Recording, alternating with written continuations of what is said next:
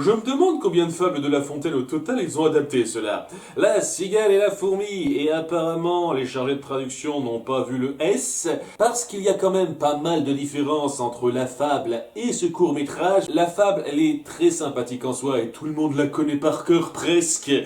Mais quand on s'y penche, c'est surtout une conversation, et ça passe bien en fable. Mais en tant que cartoon, évidemment, il faut en montrer un peu plus que ça. Et on a fait un excellent boulot en montrant l'importance du travail face à ceux qui l'embinent dans la vie et qui ne font aucun effort. Avec ce coup-ci, pas une fourmi, mais toute une colonie qui travaille pour faire des provisions pour l'hiver. Tandis donc qu'une cigale passe par là et essaye un petit peu de les influencer en leur disant « Oh, la vie est belle, elle nous donne tout, pourquoi s'emmerder à bosser ?» Et qui a exactement la même voix que Dingo, c'en est un petit peu perturbant, il recopie même son rire, le gars.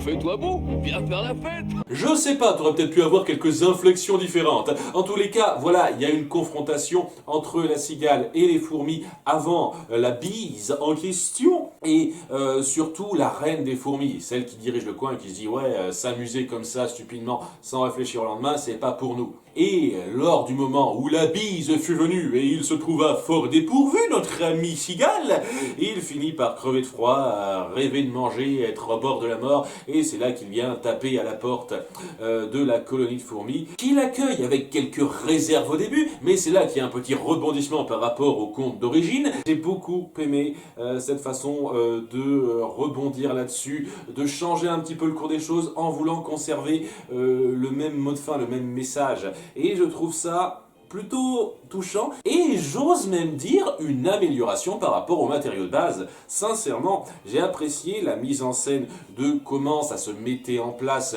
comment considérer la vie entre les fourmis et la cigale et comment ça se résout entre ces personnages-là avec le temps bien employé pour chaque morceau, le moment où on a peur pour la cigale qui se retrouve toute seule dans cette bise, dans ce froid où elle n'a plus rien à manger et le moment où elle a un petit peu peur à la fin qu'elle se fasse rejeter parce qu'on connaît un petit peu la chanson logiquement. Mais ça a été très bien géré, quoi. Le rythme est parfait, la façon dont on joue sur le récit qu'on connaît était extraordinaire et j'ai juste adoré. Facilement dans mon top 3 des meilleurs courts-métrages de cette liste pour l'instant et je ne peux que vous le recommander chaudement.